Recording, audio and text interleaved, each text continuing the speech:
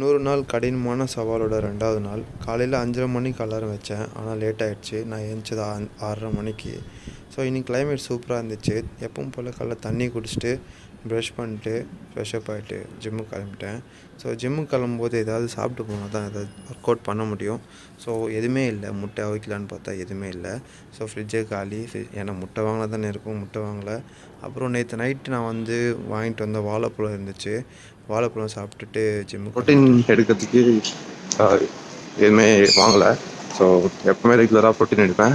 ஆனால் ஒரு 2 நாளாக பார்த்திங்கன்னா இந்த 100 days சேலஞ்சு ஸ்டார்ட் பண்ணதுலேருந்து ஒரு ப்ரோட்டீன் எடுக்கிறதில்ல, முட்டை எதுவுமே எடுக்கிறதில்ல. ஸோ வெறுமனே பார்த்திங்கன்னா வீட்டில் இருக்கிறது மட்டும் தான், சாப்பாடு மட்டும் தான் சாப்பிட்டுட்ருக்கேன். செய்யுமே நிறைய பொருள் வாங்கணும்.